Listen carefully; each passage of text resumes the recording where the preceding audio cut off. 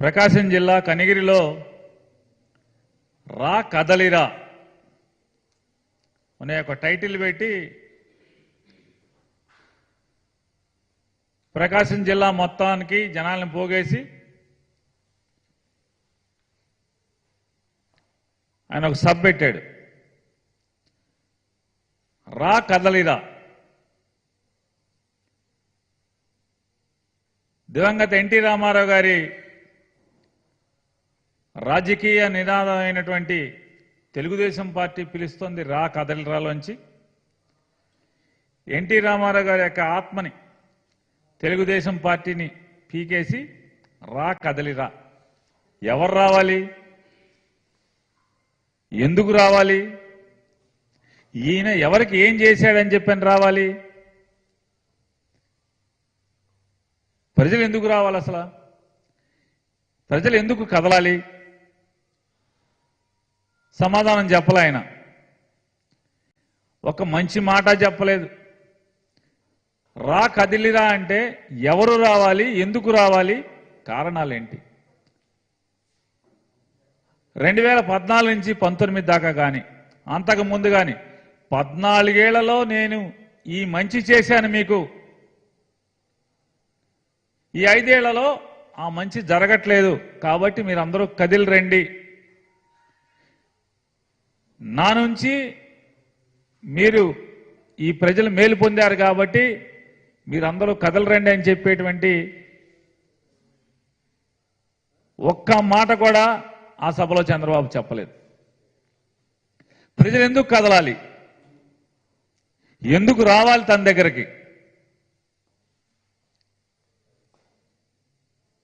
ఎంత అంటే పగవాడికి కూడా చంద్రబాబుకు పట్టినటువంటి దుర్గతి పట్టకూడదు రాజకీయాల్లో.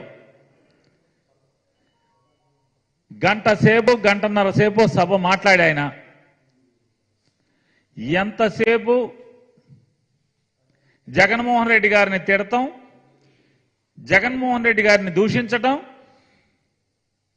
చంద్రబాబుకి గాలి కొట్టుకోవటం. ఎవడన్నా మనకి పక్కోడు మనకి గాలి కొడితే సమ్మగా ఉంటుంది, కానీ ఈయన గాలి ఈయనే కొట్టుకుంటూ ఉంటాడు. అసత్యాలతో కూడినటువంటి పొగడ్తలు. జగన్మోహన్ రెడ్డి గారిని దూషించటం. ఆయన చెప్తున్నాడు ఆ సభలో, ఎందుకంటే ఆ ఊరు కనిగిరిలో మీటింగ్ జరిగింది కాబట్టి ఆయన చెప్తున్నాడు, కనిగిరి వాళ్ళు ఇక్కడ చాలా పేదరికంలో మగ్గిపోతారు, హైదరాబాదు బెంగళూరు వెళ్ళి కోట్లు సంపాదిస్తారు, కనిగిరి మొత్తం పేదరికం ఉంది, అవకాశాలు లేక కనిగిరి వాళ్ళు బయటికి వెళ్తున్నారు, నన్ను తీసుకురండి, నేను వచ్చి కనిగిరిలో బెంగళూరు హైదరాబాద్ లాంటి అవకాశాలు కల్పిస్తాను, కనిగిరి వాళ్ళకి బెంగళూరులో హైదరాబాద్లో దొరికేటటువంటి అవకాశాలను నేను కల్పిస్తాను కనిగిరిలో అని చెప్తున్నాడు. ఇది పాపం మాటలు కదా, ఎంత పాపం.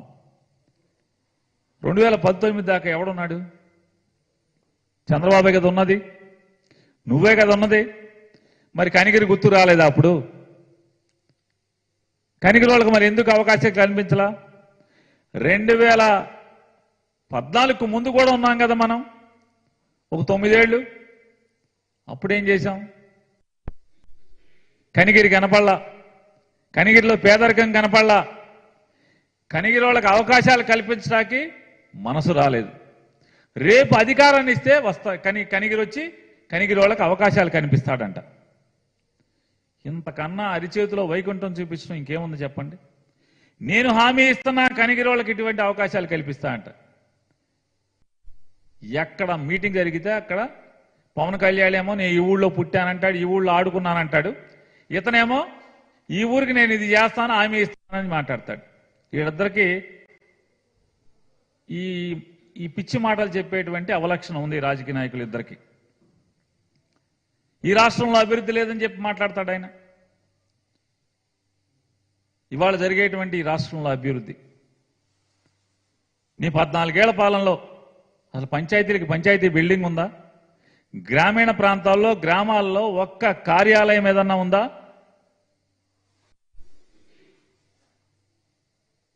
ఏముంది నీ 14 ఏళ్ల పరిపాలనలో? ఇవాళ జగన్మోహన్ రెడ్డి గారు చేసే దాంట్లో అవన్నీ ఏమైనాయి? ఇవాళ 17 మెడికల్ కాలేజీల నిర్మాణం కానీ, లేదా 4 పోర్టుల నిర్మాణాలు కానీ, లేదా రాష్ట్ర వ్యాప్తంగా వందల సంఖ్యలో రైతు భరోసా కేంద్రాల నిర్మాణం కానీ, లేదా సచివాలయ భవంతుల నిర్మాణం, అంటే పంచాయతీ ఆఫీసులు దాంట్లో ఉండేట్టుగా సచివాలయ భవంతుల నిర్మాణం కానీ, గ్రామీణ ప్రాంతాల్లో గ్రామాల్లో ఇంటర్నల్ రోడ్ల నిర్మాణం కానీ, ఇలాంటి అనేక పాఠశాలల నిర్మాణాలు కానీ,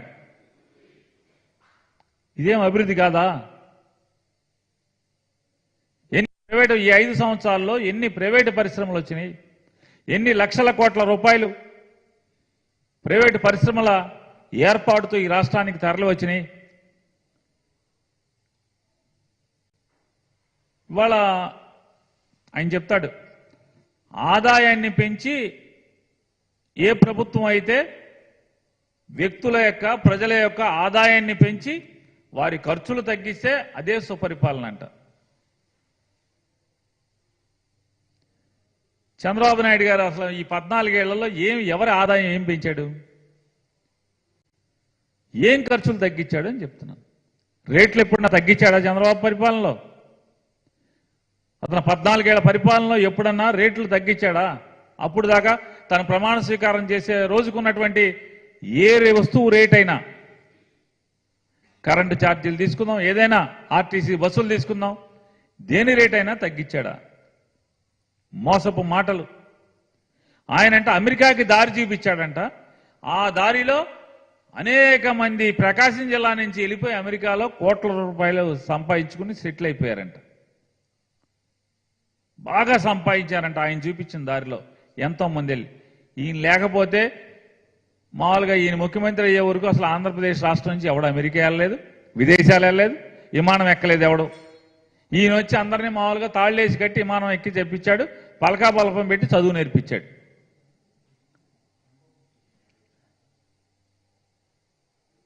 ఒకప్పుడంట ఈ రాష్ట్రంలో ఉద్యోగాలు విపరీతంగా ఇచ్చే రాష్ట్రం ఏదంటే ఆంధ్రప్రదేశ్ అంటే తన్నుండగా చూపించేవాళ్ళంట. ఇంటికి ఒక ఉద్యోగం ఇస్తా అని చెప్పి చంద్రబాబు నాయుడు చెప్పి మేనిఫెస్టోలో చంద్రబాబు నాయుడు పవన్ కళ్యాణ్ కలిసి 2014లో ఇంటికి ఒక ఉద్యోగం ఇస్తా ఉన్నారు. 1,60,00,000 పైచిలుకు కుటుంబాలు ఉన్నటువంటి ఈ రాష్ట్రంలో 1,60,00,000 పైచిలుకున్న కుటుంబాల్లో ఎన్ని కోట్ల కుటుంబాలకంటే 1 కోటి ఇచ్చారా, 1.5 కోటి ఇచ్చారా, 1,60,00,000 ఇచ్చారా, 10 లక్షలు ఇచ్చారా? ఎవరికి ఇచ్చారు ఉద్యోగాలు? అసలు ప్రభుత్వ ఉద్యోగాలు ఏం తీసుకున్నారు? ఇవాళ జగన్మోహన్ రెడ్డి గారు వచ్చిన తర్వాత అది సచివాలయం ఉద్యోగం ఏ ఉద్యోగం కాదా? రాష్ట్ర ప్రభుత్వ ఉద్యోగమే కదా. బేసిక్ ఎంత ఉంది? మీ రాష్ట్ర ప్రభుత్వంలో ఉన్నటువంటి మిగతా కార్యాలయాల్లో బేసిక్ ఎంత ఉంటుందో దాదాపు అంతే ఉంటుంది కదా. 1,40,000 మంది సచివాలయ ఉద్యోగులు, 40,000 మంది ప్రభుత్వ ఆరోగ్య శాఖలో డాక్టర్ల దగ్గర నుంచి కింద స్థాయి ఉద్యోగస్తుల వరకు 48,000 ఉద్యోగాలు ప్రభుత్వ ఉద్యోగాలు. ఈ ఉద్యోగాలు కాదా? ఇది ఉద్యోగ కల్పన కాదా? 2 లక్షల పైచీలకు 2 లక్షల సుమారుగా 2 లక్షల ఉద్యోగాల్ని రాష్ట్ర ప్రభుత్వంలో నిరుద్యోగ యువతకి నింపటం, లేదా ప్రైవేటు పరిశ్రమల స్థాపన ద్వారా ఉద్యోగ అవకాశాలు కల్పించడం, ఇది జగన్మోహన్ రెడ్డి గారు చేస్తే మీ కళ్ళకు కనపడవు. మీరు మాత్రం ఏమీ చేయకుండానే అన్నీ చేసేసినట్టుగా ప్రజలు భ్రమించాలి. ఎప్పటికప్పుడు మేము వస్తే ఇది చేస్తాం అంటే ఉండంగా మాత్రం ఏమీ చేయరు. చంద్రబాబు నాయుడు కానీ, చంద్రబాబు నాయుడు గారి తోడు పవన్ కళ్యాణ్ కానీ వాళ్ళకి అధికారం ఉన్నప్పుడు మాత్రం ఏమీ చేయరు ఈ రాష్ట్రానికి, ప్రజలకి. అధికారం పోయినప్పుడు మాత్రం మీరు మాకు అధికారం ఇవ్వండి, అరిచేతిలో వైకుంఠం చెప్పిస్తాం, మీకు అది ఇస్తాం, ఇది ఇస్తాం, ఉద్యోగాలు ఇస్తాం, బంగారం ఇస్తాం, ఇళ్ళు ఇస్తాం, స్థలాలు ఇస్తాం, సంపద సృష్టిస్తాం. జగన్మోహన్ రెడ్డి గారు అంట పరిపాలన బాదుడంట. నిత్యావసర సరుకులు ధరం ఆకాశాన్ని అంటుతున్నాయంట. చంద్రబాబు నాయుడు గారిని ఒకటే ప్రశ్నిస్తున్నాం.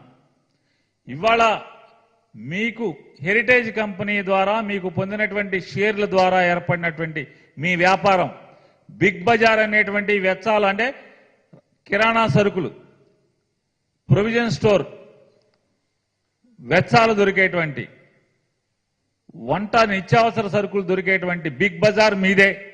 మీకు, మీ భార్య గారికి, మీ కొడుకు గారికి, మీ కోడల గారికి, మీ మనవడ గారికి వాటాలున్న సంస్థ బిగ్ బజార్. బిగ్ బజార్లో తీసుకుందాం. హైదరాబాద్లో ఏ రేట్లు ఉన్నాయి, బెంగళూరు బిగ్ బజార్లో ఏ రేట్లు ఉన్నాయి, కందిపప్పు రేట్ ఎంత ఉంది, చెనక్కాయ నూనె రేట్ ఎంత ఉంది, విజయవాడలో చెనక్కాయ నూనె రేట్ ఎంత ఉంది, కందిపప్పు రేట్ ఎంత ఉంది, బియ్యం రేట్ ఎంత ఉన్నాయి. మీ బిగ్ బజార్లను చూద్దాం. ఏ రాష్ట్రంలో అయినా సరే చంద్రబాబు నాయుడుకు ఉన్నటువంటి బిగ్ బజార్ దుకాణాలు చంద్రబాబు నాయుడు గారికి వాటా ఉంది. ఆ షాపుల్లో చూద్దాం పదండి. ఏమండి సార్, వీళ్ళు విలేకరులు హెరిటేజ్ దేంట్లో కలిసింది సార్? ఉన్నాయి, రండి, హైదరాబాద్ వెళ్దాం రండి. మీరు మూత పడలేదు సార్, ఉన్నాయి సార్ షాపులు. మొన్న కూడా ఎచ్చాలు కొనుక్కొచ్చి తీసుకెళ్లి చూపించాం. బెంగళూరులో ఎచ్చాలు కొని తీసుకెళ్లి అనంతపురంలో చూపించాం. మొన్న అనంతపురం మీటింగ్కి వెళ్తా మీ ఇట్లాగే తీసుకెళ్లి బెంగళూరులో బిగ్ బజార్లో కొనుక్కొని తీసుకెళ్లి చూపించాం. ఇదిగో ఇది చంద్రబాబు నాయుడు దుకాణం అని చెప్పని. హెరిటేజ్ సంస్థ దేంట్లో కలిసిందండి? ఫ్యూచర్ సంస్థలో కలిసింది. ఫ్యూచర్లో చంద్రబాబు నాయుడు హెరిటేజ్ కూడా ఫ్యూచర్ కంపెనీకి సంబంధించిన దాని కింద బదలాయింపు జరిగింది. ఫ్యూచర్ హెరిటేజ్లో పాలు, పెరుగు, నెయ్యి మాత్రమే అమ్ముతారు ప్రస్తుతం. అంతకుముందు అన్నీ అమ్మేవాళ్ళు. పాల ప్యాకెట్ రేట్ ఎంత ఉంది, నెయ్యి కేజీ ఎంత ఉంది హెరిటేజ్లో? బెంగళూరులో ఎంత ఉంది, హైదరాబాద్లో ఎంత ఉంది? అదే 360, 370 కదా అర కేజీ నెయ్యి. పాల ప్యాకెట్ అర లీటర్ అదే 30, 32 రూపాయలే కదా. ఎక్కడైనా అదే ఉంది కదా. ఏ ఆంధ్రప్రదేశ్లో రేట్ ఏమైనా తక్కువ, మీరు ఎక్కువ అమ్ముతున్నావా లేదా మీరేమన్నా తక్కువ అమ్ముతున్నారా మీ హెరిటేజ్ దాంట్లో?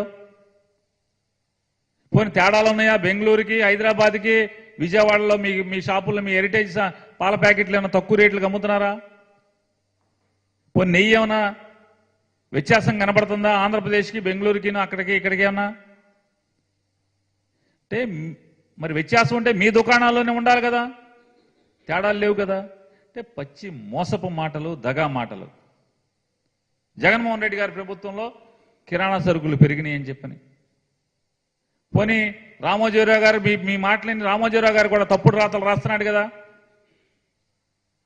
ప్రియా ఉత్పత్తులు తయారు చేసే దాంట్లో ఆంధ్రప్రదేశ్లో మీ పచ్చళ్ళు, వడియాలు, అప్పడాలు అన్నీ అమ్ముతున్నారు కదా. అన్నీ అమ్మందేముంది? అమ్మే దాంట్లో హైదరాబాద్లో మీ ప్రియా పచ్చళ్ళు రేట్ ఎంత, ప్రియా శనగపొడి రేట్ ఎంత, ప్రియా కందిపొడి రేట్ ఎంత, ప్రియా అప్పడాల రేట్ ఎంత, బెజవాడలో రేట్లు ఎంత? ఏం తేడా ఉన్నాయా? ఎందుకు తేడా ఉండట్లేదు? తేడా ఉండాలి కదా. ఇటువంటి అబద్ధపు మాటలు, విషపు మాటలు, విషం చెమ్మటం, బురద చెమ్మటం పనిగా పెట్టుకుని ఇవాళ లేని దాన్ని సృష్టించటం, ప్రచారం చేసి ఈనాడు, జ్యోతి, TV5, ఈటీవీ, ఏబిఎన్ టీవీ, మహా టీవీ ఇట్లాంటి టీవీలు, పేపర్ల ద్వారా జగన్మోహన్ రెడ్డి గారి మీద అసత్యాల్ని, విషాన్ని అక్షర రూపంలో, వార్తల రూపంలో చిమ్మి ఈ రకమైనటువంటి తప్పుడు మాటలు మాట్లాడుతున్నది వాళ్ళు చంద్రబాబు నాయుడు గారు ఒకసారి ఆత్మ పరిశీలన చేసుకోమని చెప్పి మాట్లాడుతున్నా. ఇవాళ ఆయన మాట్లాడతాడు, ఎక్కడ చూసినా రైతు ఆత్మహత్యలు అంటే ఈ 4 ఏళ్లలో. విఘ్నత ఉండాలి. ఎక్కడ చూసినా రైతు ఆత్మహత్యలు ఎక్కడ జరుగుతుంది రా ఒకసారి? ఈ రాష్ట్రంలో జగన్మోహన్ రెడ్డి గారి ప్రభుత్వం వచ్చిన తర్వాత వర్షం పడకుండా ఎక్కడన్నా ఏ జిల్లాలోనూ ఉందా? పంటలు పండకుండా ఏ జిల్లాలో ఉన్నా, రైతు పంట వరి వ్యవసాయం చేయకుండా ఎక్కడన్నా ఉన్నారా? రైతుకు గిట్టుబాటు ధర లేకుండా ఏ జిల్లాలోనూ ఎక్కడన్నా ఈ రాష్ట్రంలో ఎక్కడన్నా ఉందా? రైతు భరోసా కేంద్రాల ద్వారా విత్తనం నుంచి పంట అమ్ముకోవటం వరకు ప్రతిదీ కూడా ఈ రాష్ట్ర ప్రభుత్వమే రైతుకు గిట్టుబాటు ధర, నమ్మకంతో కూడినటువంటి విత్తనాలు, బాధ్యత తీసుకునే విత్తనాలు ఇవ్వటం, అక్కడి నుంచి పంట పండించిన తర్వాత ఊరు పొలిమేర దాటకుండా అదే ఊరిలోంచి పంట గిట్టుబాటు ధరకి రైతు దగ్గర కొనుగోలు చేయటం, ఇదంతా జరుగుతున్నది మీ కళ్ళ ముందు జరుగుతున్నా కూడా అసత్యాలు మాట్లాడతారు. ఆయన ఇంకా ఎంత విచిత్రంగా మాట్లాడతాడంటే, తమ్ముళ్ళు మీరు ఊళ్ళు అలిసిపోతే సాయంత్రం ఒక హాఫో క్వార్టరో తాగాలనిపిస్తే ఈ జగన్ రెడ్డి మీకు మందు అందుబాటులో లేకుండా చేసేస్తున్నాడు, చాలా రేట్లు పెంచేశాడు. నాకు ఓటేయండి, 100 రోజుల్లో నేను మీ ఓటు ద్వారా అధికారానికి, నాకు అధికారం ఏమండి, మీకు తక్కువ రేటుకే బ్రాందీ సప్లై చేస్తానని మాట్లాడుతున్నాడు. తాగుబోతుల్ని ప్రోత్సహించేస్తానంటే ఈయన తాగుబోతులకి మంచి శుభవార్త అంట. చంద్రబాబు నాయుడు పరిపాలన వస్తే గనక సరసమైన రేట్లకి, తక్కువ రేట్లకి ఇంటింటికి మందు సప్లై చేస్తాడంట. ఇది ఆయన పేదవాడికి ఇచ్చేటువంటి, పేదవాడి జీవితాన్ని మరింత కుంగరదీయటానికి ఆయన ప్రజల్ని ఏ రకంగా వాళ్ళ బలహీనతలతో ఏ రకంగా ఆడుకుంటున్నాడు, బంపి పెడుతున్నాడు మనం చూస్తే నిజంగా ఇతను ఒక పరిపాలకుడా? వచ్చి అధికారం కోసం వెంపర్లాడేటువంటి దిగజారుడు మనస్తత్వం మనకు కనపడుతుంది తప్పితే, బ్రాందీ మీకు బాగా అందుబాటులో ధరలో తక్కువ రేటుకి ఇస్తాను, మీకు ఇంటింటికి అందజేస్తాను, మీరు ఇల్లు కదలకుండా బ్రాందీ తాగిస్తాను తక్కువ రేటుకి అని చెప్పేటువంటి పాలకుడిని భారతదేశంలో ఎక్కడన్నా చూసామా? అసలు ప్రపంచంలో చూసుంటామా? సరసమైన రేట్లకు మందు మీకు సప్లై చేస్తానని చెప్పేటువంటి ఒక రాజకీయ నాయకుడు ఎక్కడన్నా ఎన్నికల మేనిఫెస్టోలో పెట్టినోండి ఏమన్నా చూసుంటామా? ఒక్కొక్కరి మీద 20 కేసులు 30 కేసులు పోలీసులు పెడుతున్నారంటారు. మీ అబ్బాయి ఏమో ఎక్కువ కేసులు పెట్టుకుంటే, ఎవడికి ఎక్కువ కేసులు పెట్టుకుంటే ఆడికి మన ప్రభుత్వం వస్తే పదవులు ఇస్తానని మీ అబ్బాయి చెప్తాడు. మీరేమో ఎక్కువ 20 కేసులు పెడుతున్నారు, 10 కేసులు పెడుతున్నారని మీరంటారు. తండ్రి కొడుకుల మధ్య ఇద్దరికి పొసగన పరిస్థితి ఏంటిది? మీ అబ్బాయి కేసులు ఎక్కువ పెట్టుకోండి అంటే వాళ్ళు వచ్చి పోలీసులతో గొడవ పడుతున్నారు. మీ కార్యకర్తలు మనుషులను కొడుతున్నారు, జనాలను కొడుతున్నారు, వైసీపీ వాళ్ళని కొడుతున్నారు, కేసులు పెట్టించుకుంటున్నారు. మీరు వచ్చామో కేసులు పెడుతున్నారు మొర్రో అంటారు. మీరు ఎమ్మెల్యేలకు, ఎంపీలకు, మంత్రులకి ట్రాన్స్ఫర్లా, ఒక చోట పనికిరాని చెత్త మరొక ఊర్లో బంగారం అవుతుందా అని చెప్పి ఆయన మాట్లాడుతున్నాడు. కొవ్వూరులో జవహర్ అని మీ దగ్గర ఒక మంత్రి ఉండేవాడు చంద్రబాబు నాయుడు దగ్గర. ఆ మంత్రిని తెచ్చి తిరువూరు, కృష్ణా జిల్లా తిరువూరుకి ట్రాన్స్ఫర్ చేశారు 5 ఏళ్ల తర్వాత. మరి కొవ్వూరులో చెత్త ఇక్కడ పనికొస్తా పనికిరాదా అని ఎందుకు పెట్టావు? ఎందుకు ట్రాన్స్ఫర్ చేశావు? మీరు చేస్తేనేమో శ్రీరంగ నీతులు. చంద్రబాబు నాయుడు గారు, మీరు మీ సొంతూరు చంద్రగిరి, మీరు చంద్రగిరిలో ఎమ్మెల్యే. చంద్రగిరి నుంచి మీరు కుప్పానికి ఎందుకు ట్రాన్స్ఫర్ అయ్యారు? చంద్రగిరిలో ఉన్న చెత్త కుప్పానికి వచ్చి బంగారం అవుద్దా? చెప్పాలి కదా. చాలా మందిని నరసాపురంలో ఒక ఎమ్మెల్యే ఉంటే అతను తెచ్చి పార్లమెంటుకు పెట్టలేదా? ముమ్మిడివరంలో ఒక ఎమ్మెల్యే ఉంటే అతను తెచ్చి పార్లమెంటుకు పెట్టలేదా? హరిశ్చంద్రాపురంలో ఒక ఎమ్మెల్యే ఉంటే తెచ్చి పార్లమెంటుకు పెట్టలేదా? అట్లాగే ఎంతమంది పార్లమెంట్ సభ్యుల్ని ఎమ్మెల్యేగా మీరు పెట్టలేదు, ట్రాన్స్ఫర్ చేయలేదు? మీరు చేస్తే సమ్మగా ఉండాలి, సమ్మగా చూడాలి జనం. ఆహా ఓహో, ఈయన అసలు పరిపాలనా దక్షుడు, రాజనీతిజ్ఞుడు, అసలు రాజకీయాల్లో రాజకీయ పండితుడు అని చెప్పనేమో మేము మాత్రం భజన చేయాలి జనం. జగన్మోహన్ రెడ్డి గారు ఈ రకమైనటువంటి సర్దుబాట్లు చేస్తే చెత్త, బంగారం, కుప్ప ఇవన్నీ మాట్లాడతాం. మీరు చేసిందేమో బాగా రంజుగా మేమందరం చూడాలి, మీదకి ఎక్కించుకోవాలి, మీరు ఎక్కడ తీసుకొస్తే అక్కడికి. ఆయన సూపర్ 6 అంట, కొత్తగా కనిపెట్టాడంట. డ్వాక్రాలు నేనే కనిపెట్టా, దీపాన్ని నేనే కనిపెట్టా. ఆడవాళ్ళకి ఈ రాష్ట్రంలోని ప్రతి ఆడపిల్లకి నెలకి 1500 రూపాయలు ఇస్తానని చెప్తున్నాడు. 3 గ్యాస్ బండలు ఇస్తాడంట, 3 గ్యాస్ బండలు ఉచితంగా ఇస్తాడంట, నెలకి 1500 డబ్బులు ఇస్తాడంట.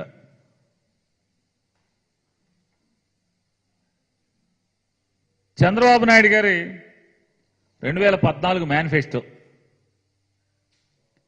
2014 మేనిఫెస్టోలో పేజీ 17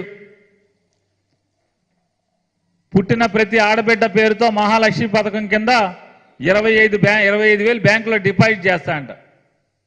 మీరు చెప్పండి, మీరు పాత్రికేయ మిత్రులు, ఈ రాష్ట్రంలో ఏ ఆడపిల్లకన్నా 25,000 బ్యాంక్ డిపాజిట్ ఎక్కడ చేశాడా? పుట్టిన ప్రతి ఆడపిల్లకి.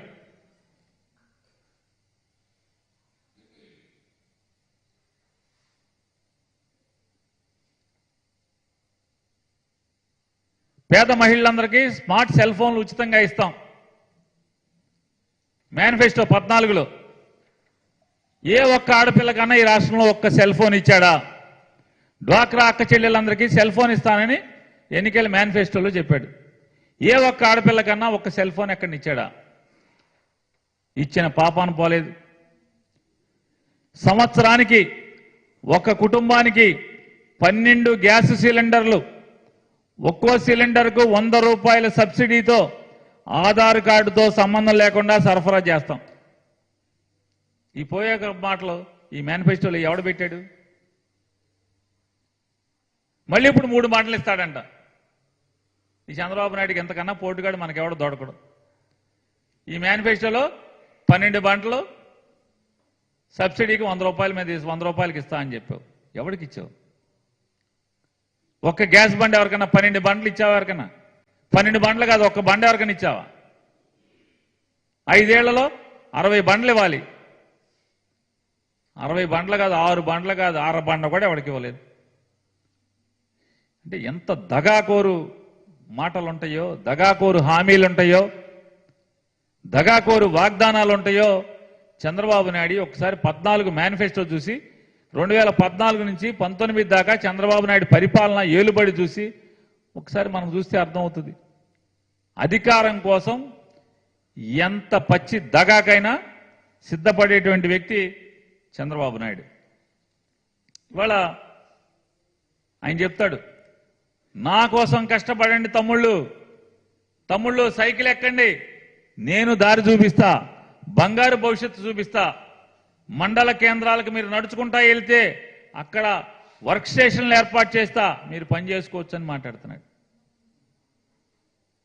14 ఏళ్లలో ఏ ఒక్క రోజన్నా ఏ తమ్ముడికైనా నీ కోసం కష్టపడే తమ్ముడికి లేదా ఈ రాష్ట్రంలో ఓటేసిన ప్రజలకి బంగారు భవిష్యత్తుకి ఏం చూపించావు దారి?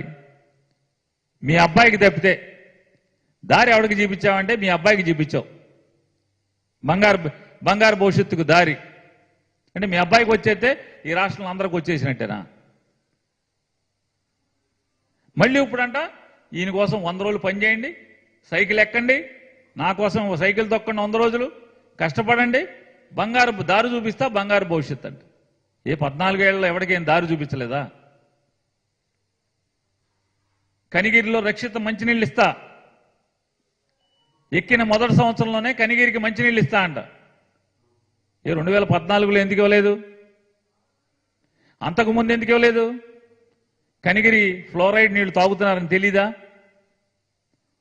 ఓట్ల కోసం వెళ్ళి అక్కడ ఒక మీటింగ్ పెడితే కనిగిరిలో బలహీనంగా తెలుగుదేశం పార్టీ ఉందని చెప్పని జిల్లా మొత్తం నుంచి జనాలను, కార్యకర్తలను పోగేసుకెళ్లి బస్సులు పెట్టి అక్కడ పోగేసి పెడితే కనిగిరిలో పార్టీ బాగుపడిపోద్ది. కనిగిరిలో నీళ్లు ఇచ్చేస్తామని చెప్పేస్తావు. మరి 2014 నుంచి 19 దాకా నిద్రపోయారా? మీ అబ్బాయే కదా గ్రామీణ నీటి సరఫరా చూసింది. తండ్రి కొడుకులు ఇద్దరు నిద్రపోయారా? కనిగిరిలో ఫ్లోరైడ్ లేదా?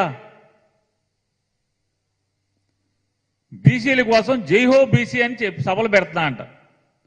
అంటే ఓట్లు కావాల్సి వచ్చినప్పుడు జైహో బీసీ అని పాడతావు, అధికారం ఉన్నప్పుడు బీసీలకి ఒక్క బీసీలకి ఏం చేశాం? ఇస్త్రీ పెట్టించాం. ఇయే కదా మనం చెప్పేది. గొర్రెలు ఇచ్చాం, ఇస్త్రీ పెట్టించాం, కళ్ళు గీయటానికి తునగాల బండి ఇచ్చాం, కొడవలు ఇచ్చాం. అంటే కులవృత్తులు, బీసీలు కులవృత్తుల్లోనే ఉండిపోవాలి. కానీ ఇవాళ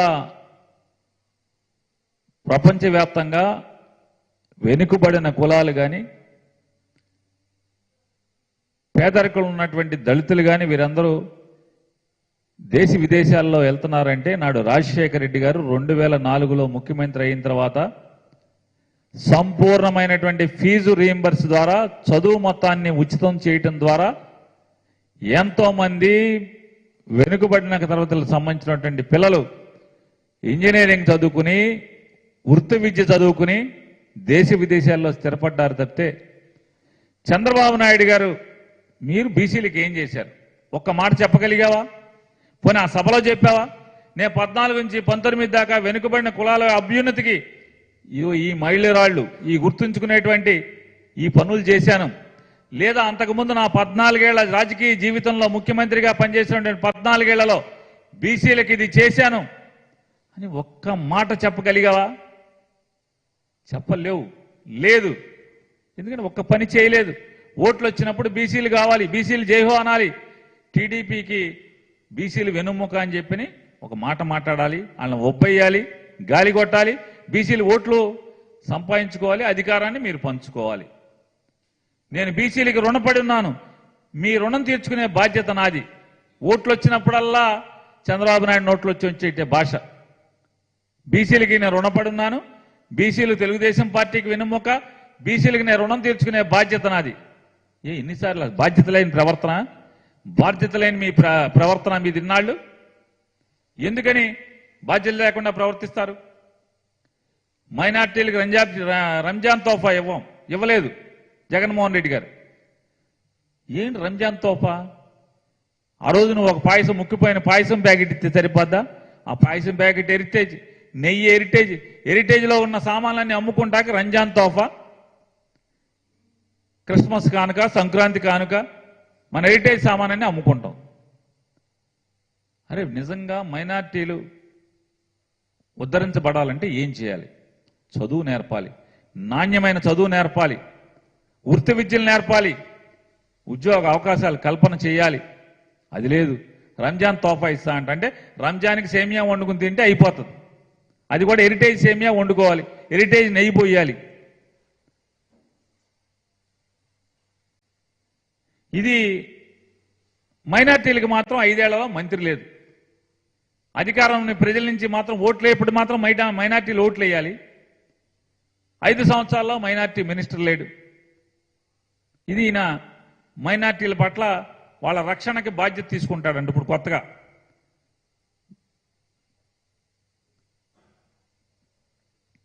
గుంటూరు ఛానల్ను పరుచూరుకి తెస్తా,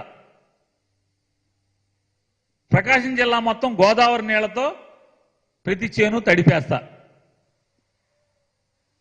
14 నుంచి 19 దాకా ఉన్నాం కదా మనం.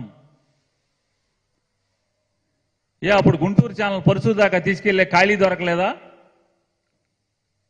మనసు రాలేదా? ప్రకాశం జిల్లాలో చదువుకున్న వాళ్ళందరికీ కూడా అదే ఊళ్ళో ఉద్యోగం కల్పిస్తా అంట. వినండి ఆయన మాటలు. పేదరికం లేని సమాజం సృష్టించే బాధ్యత నాది.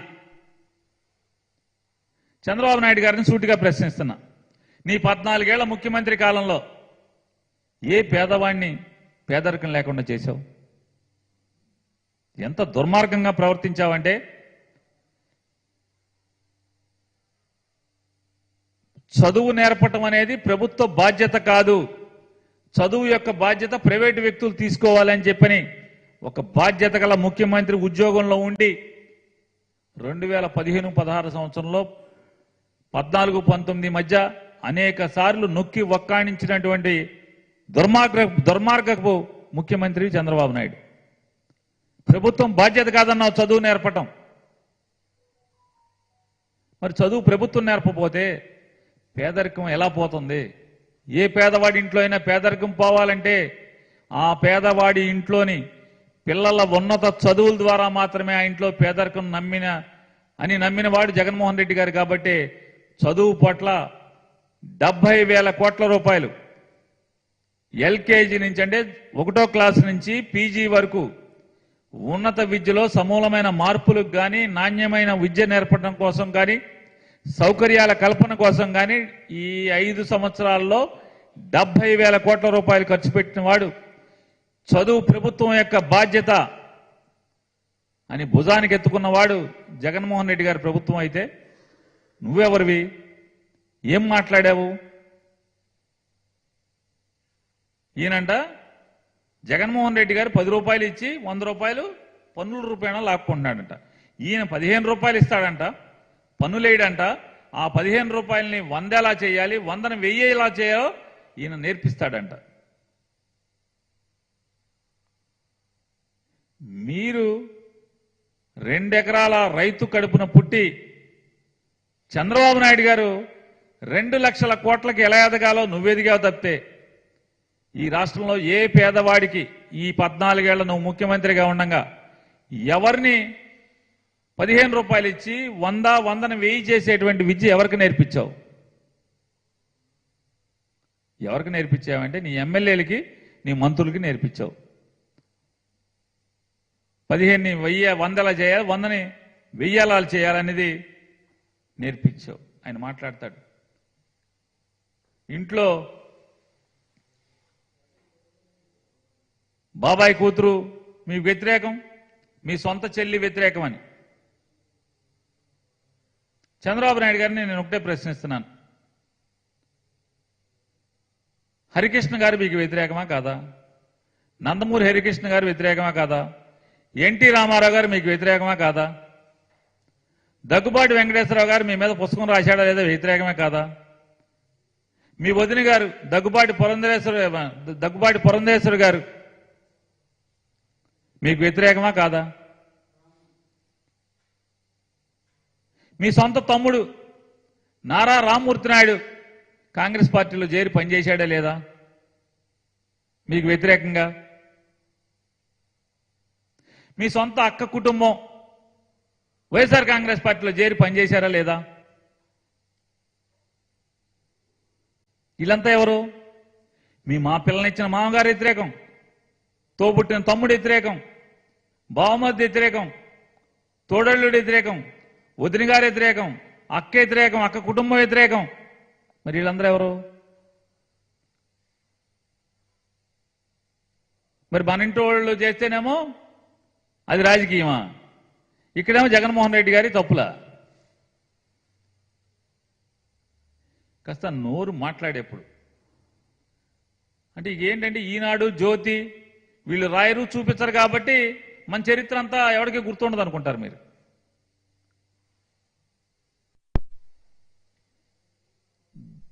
చంద్రబాబు నాయుడు గారి పరిపాలన ఉన్నప్పుడేమో దోచుకోవటం, దాచుకోవటం, అధికారాన్ని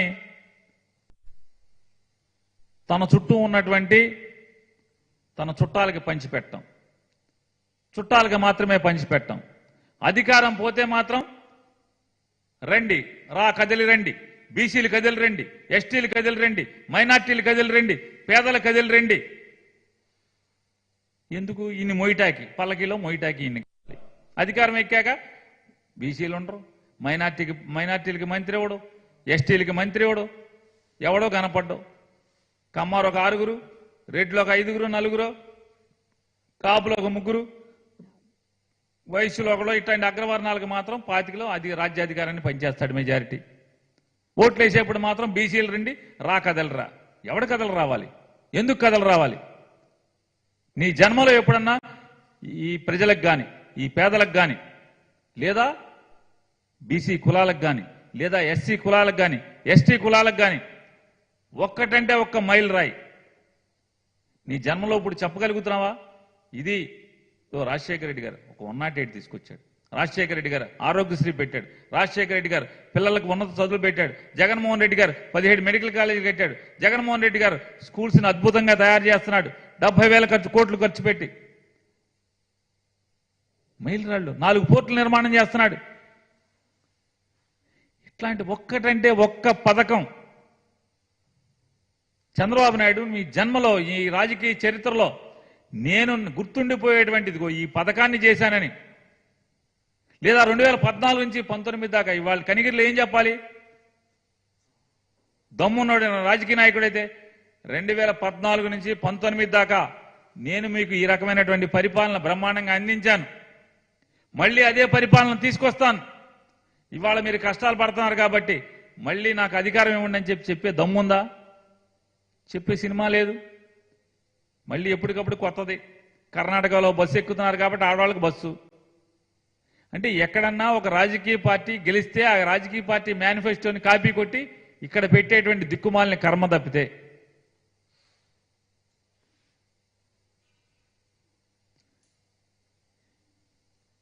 ఇటువంటి మీటింగులు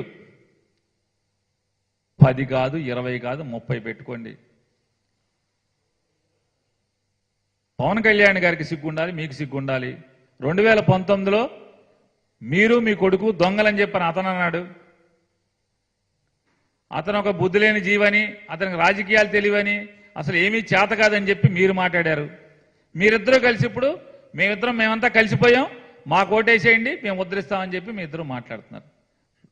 14 నుంచి 19 దాకా ఈ రాష్ట్ర ప్రజల్ని నట్టేట ముంచినటువంటి మీరు 600 హామీలు ఇచ్చి ఇట్లాంటి మేనిఫెస్టోలో వ్యవసాయ రంగానికి 9 గంటల విద్యుత్ ఇస్తా అన్నారు, 5,000 కోట్ల రూపాయలతో ధరల స్థిరీకరణ నిధి అన్నావు, డ్వాక్రా మాఫీ అన్నావు, బెల్ట్ షాపులు రద్దు అన్నావు, సెల్ ఫోన్లు ఇస్తా అన్నావు, ఇంటికి ఒక ఉద్యోగం అన్నావు. ఏమైనాయి ఈ మేనిఫెస్టోలన్నీ? గాలికి వదిలేసి కనీసం ఎక్కడ దొరకకుండా మేము ఎవడేంటో మామూలుగా పాత కాగితాల పుస్తకాల్లో ఎక్కడో కొనుక్కొచ్చి దాచుకుని మేము ఫోటోస్టాట్లు తీసుకుని ఉంచుకున్నాం. ఎందుకంటే మొత్తం లేకుండా చేసావు కదా, 14 మేనిఫెస్టోని ఎక్కడ కనపడకుండా చేసావు కదా. మరి ఇవన్నీ ఏమైనాయి? ఎన్టీఆర్ సుజల పథకం కింద ప్రతి గ్రామానికి పట్టణానికి మంచినీటి సరఫరా, ప్రతి వీధికి ఉచిత కుళాయి, ఇంటింటికి 2 రూపాయలకే 20 లీటర్ల మినరల్ వాటర్ క్యాను. పోనీ ఇక్కడ కూర్చున్న పాత్రికేయులు ఎవరింటికన్నా 20 లీటర్ల క్యాన్ 2 రూపాయలకి ఇంటింటికి చంద్రబాబు నాయుడు పంపించాడా? గుడిసెలు లేని ఆంధ్రప్రదేశ్ పేదలందరికీ 1,50,000తో ఉచిత గృహం, ప్రతి గ్రామానికి తార్ రోడ్డు, ప్రతి వీధికి సిమెంట్ రోడ్డు, ప్రతి ఇంటికి బరుగుదొడ్డి, 3 సెంట్ల స్థలం, ప్రతి ఇల్లు లేని పేదవాడికి 3 సెంట్ల స్థలం. మేనిఫెస్టోలో కేజీ నుంచి పీజీ వరకు ఉచిత విద్య అని చెప్తాడు. కాలేజీ విద్యార్థులకు ఐప్యాడ్ అంట. 14 మేనిఫెస్టో ఇది. అధికారం వచ్చిన తర్వాత ప్రభుత్వం బాధ్యత కాదు, విద్య అనేది అది ప్రైవేటు సంస్థలు చూడాలని చెప్పి మాట్లాడతారు. అధికారం లేనప్పుడు అరచేతిలో వైకుంఠం చెప్పి ప్రజల్ని మోసం చేసేటువంటి, ఏమార్చేటువంటి ప్రయత్నంలో భాగంగానే ఈ కదలిరా, ఎవరు ఎందుకు రావాలి, ఎందుకు కదలాలి, ఎవరి కోసం కదలాలి, మీరేం మేళ్లు చేశారని, వాళ్ళ జీవితాల్లో ఏం ముద్రించారని చెప్పని కదలాలి, రావాలి అనేది సమాధానం చెప్పని వారిని డిమాండ్ చేస్తున్నాం.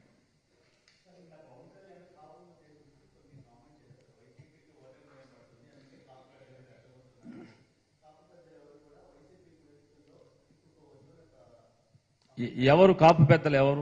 ఎవరా పెద్దలు? ఏం రెచ్చగొట్టాం?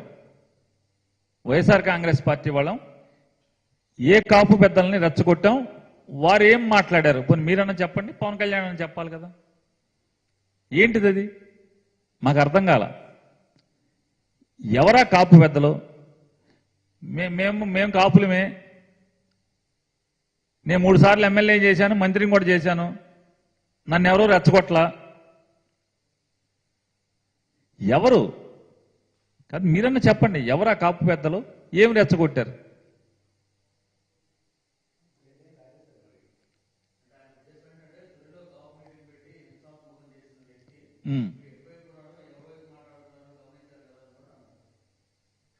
తునిలో కాపు మీటింగ్ పెట్టినంటే ఆయన ఏం మాట్లాడుతున్నాడు? ఆయన ఎప్పటి నుంచో మాట్లాడుతున్నాడు. ఆయన తునిలో కాపు మీటింగ్ పెట్టిన ఆయన ఏమని కాపు మీటింగ్ పెట్టాడు? 2014లో పవన్ కళ్యాణ్ చంద్రబాబు కలిసి కాపుల్ని బీసీ చేస్తామని చెప్పని మీరు ఓటేయమని చెప్పి మాట్లాడారు. ఓటేస్తే నేను ప్రశ్నిస్తాను, మీరు ఓటేయండి అని చెప్పిన పవన్ కళ్యాణ్ హామీ ఇచ్చాడు. కాబట్టి ఇద్దరూ కలిసి, చంద్రబాబు నాయుడు పవన్ కళ్యాణ్ ఇద్దరూ కలిసి మాకు కాపులకి హామీ ఇచ్చారు, మమ్మల్ని బీసీ చేస్తామని చెప్పారు. మా ఓట్లన్నీ మీకు వేసాం, మీకు అధికారాన్ని ఇచ్చాం, మమ్మల్ని బీసీని చేయడం మర్చిపోయారని చెప్పని సోలాన్ని పెట్టి నిద్రపోతున్నటువంటి ఏనుగు లాంటి చంద్రబాబు నాయుడు గారిని, కుంభకర్ణ నిద్రపోతున్నటువంటి పవన్ కళ్యాణ్ని అంకుశంతో పొడవటానికి తుని మీటింగ్ని ఒక ఆయుధంగా ఆయన ఎంచుకున్నారు.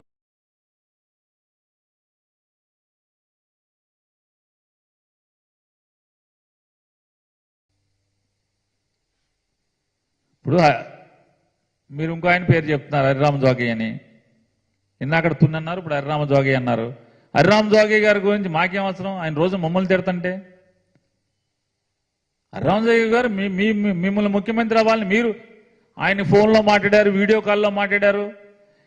మీకోసం ఆయన మిమ్మల్ని ముఖ్యమంత్రి అవ్వాలని నిరాహారదీక్ష చేస్తాడంటే ఆయన మీరు ఆయన కలిసి అది నిజమా, డ్రామానా, ప్రేమ ఒలకపోసుకున్నారా, ఏం చేశారో మీరు తీశారు, మాకు టీవీలో చూపించారు, వీడియో కాల్లో మీ ఇద్దరం మాట్లాడుకుంటాం.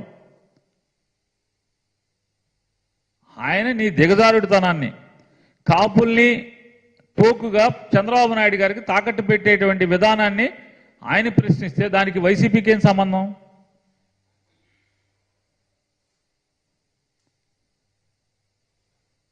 ఇరవై సీట్లు తీసుకున్నా మీకు నామోషి కాదు. చంద్రబాబు నాయుడు గారి కొడుకు అసలే ఆడేవాడు ఈడేవాడు మా నాన్న నాయకుడు, ఆయనే ముఖ్యమంత్రి అని చెప్పాడు.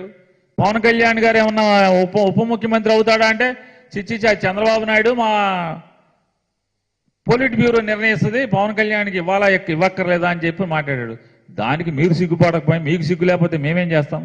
మీకు ఆత్మాభిమానం, ఆత్మగౌరవం లేకపోతే దానికి మాకు వైఎస్ఆర్ కాంగ్రెస్ పార్టీకి ఏం బాధ్యత? మిమ్మల్ని అమర్యాద చేసి లేకపోతే కాపు కులాన్ని మేము కాపుల తరపున రిప్రజెంటేషన్ అని మీరు మాట్లాడుతున్నారు. కొత్తగా కాపు కులాన్ని తీసుకున్నారు మీరు. అందుకితం నాకు కులం లేదని చెప్పి మాట్లాడారు, ఇప్పుడేమో నేను కాపులని మాట్లాడుతున్నారు కదా. మనం ఒకటి అంటున్నారు కదా. కాబట్టి మీరు చెప్పాలి.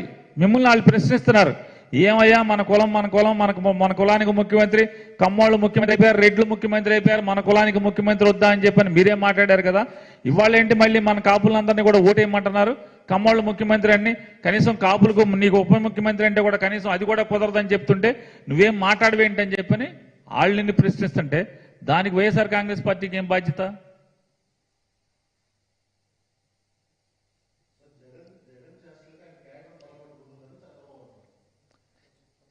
చంద్రబాబు నాయుడు కోసం, చంద్రబాబు నాయుడు చేసే పనులకి వాళ్ళ కేడర్ తలకాయలు పట్టుకునే పరిస్థితి. కానీ జగన్మోహన్ రెడ్డి గారి దగ్గర ఒకటే, జగన్ జగన్ నాయకత్వాన్ని నమ్మి వచ్చినాడు. జగన్ ఏం చేసినా మాకు ఇష్టమే అని చెప్పేవాళ్ళే తప్పితే ఎవరైనా అధికారం కోసం, అవసరాల కోసమో, పదవుల కోసమో, ఎక్కడ అవమానాలు జరిగితే ఇక్కడ ఏదైనా ఆనందం పొందుదామని చెప్పిన వచ్చినోళ్ళు తప్పితే జగన్ని నమ్మి వచ్చినటువంటి వాళ్ళు ఈ పార్టీలో 80% పైబడి ఉంటారు. వాళ్ళెవరూ కూడా మేము జగన్తోనే ఉంటాం, జగన్ ఏం చేసినా జగన్ కోసమే చేస్తామని మాట్లాడతారు తప్పితే ఎక్కడన్నా ఒక 10%, 20% అధికారం కోసం వచ్చిన వాళ్ళు, అవసరాల కోసం వచ్చిన వాళ్ళు వాళ్ళెవరైనా మాట్లాడితే మాట్లాడాలి, వాళ్ళెవరైనా వెళ్తే వెళ్ళాలి తప్పితే 100% జగన్ ఏం చేసినా కూడా ఈ రాష్ట్ర మేలు కోసం చేస్తాడు, పార్టీ మేలు కోసం చేస్తాడని నమ్మేటువంటి వాళ్ళే వైఎస్ఆర్ కాంగ్రెస్ పార్టీ జెండా మోసే కార్యకర్తలు.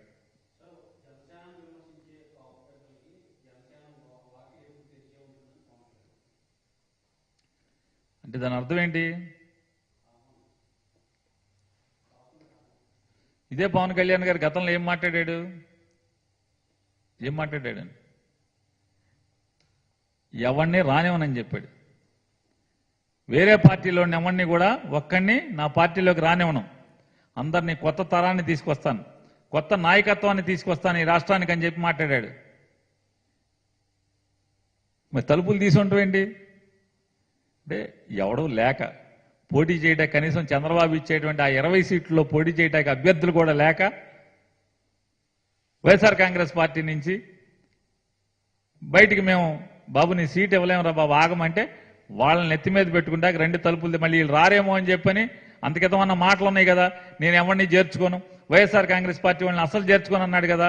మళ్ళీ ఎవరు రాకుండా పోతే కనీసం సీట్లు ఇవ్వడానికి చంద్రబాబు ఇచ్చిన సీట్లు నుంచోబెడతా కూడా క్యాండిడేట్లు కూడా ఉండరని చెప్పని తలుపులు తీసుకున్నాయి 2 అని పిలుస్తున్నాడు.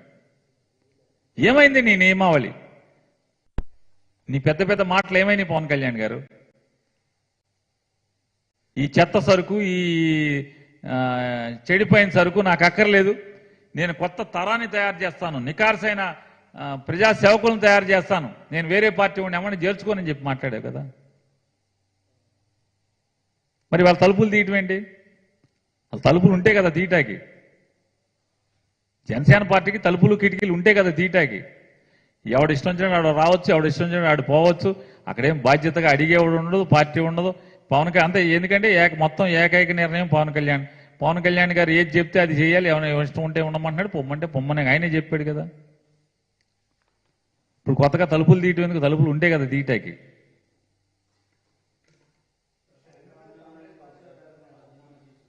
ఏమండి ముందు ఆయనకి చెప్పనా మీకు చెప్పనా?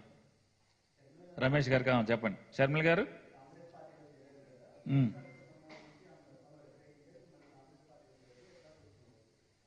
చూసేదేమండి, ఆవిడ ఒక రాజకీయ నాయకురాలు. ఇవాళ రేపు చాలామంది రాజకీయ నాయకులు పార్టీలు ఏదో రకంగా పార్టీల్లో మారుతూనే ఉన్నారు.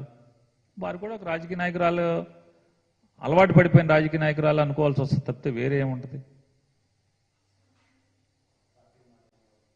అంటే వారు పార్టీ పెట్టారు, పార్టీ విలీనం చేశారు. అదే ఏదైతే కాంగ్రెస్ పార్టీని అంతకితం మాట్లాడారు, ఇప్పుడు అదే కాంగ్రెస్ పార్టీ మంచిది, దేశానికి మంచిదని మాట్లాడుతున్నారు కదా. దాన్ని బట్టి తప్పితే అంటే ఒక అభిప్రాయం అంటే అభిప్రాయాన్ని మారుస్తున్నారు కదా.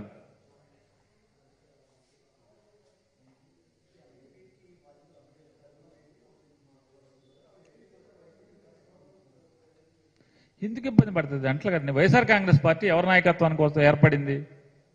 వైఎస్ఆర్ కాంగ్రెస్ పార్టీ జగన్మోహన్ రెడ్డి నాయకత్వాన్ని ఏర్పడింది. వైఎస్ఆర్ కాంగ్రెస్ పార్టీలో నాతో పాటు చాలా మందిని చేరాము. షర్మిల గారు కూడా జగన్మోహన్ రెడ్డి గారు కుటుంబ సభ్యురాలు అయినప్పుడు కూడా మాకులాగానే వారు కూడా ఒక వైఎస్ఆర్ కాంగ్రెస్ పార్టీలో పనిచేశారు. కానీ అల్టిమేట్గా మేమందరం ఎవరి నాయకత్వం చూసి వచ్చాం? నేను కానీ షర్మిల గారు కానీ ఎవరైనా సరే జగన్మోహన్ రెడ్డి గారి నాయకత్వాన్ని చూసాం. నాయకత్వం నచ్చలేదు, వెళ్ళినోళ్ళు వెళ్తారు, ఉన్నోళ్ళు ఉంటారు. ఏ పార్టీలో జరిగేది అదే.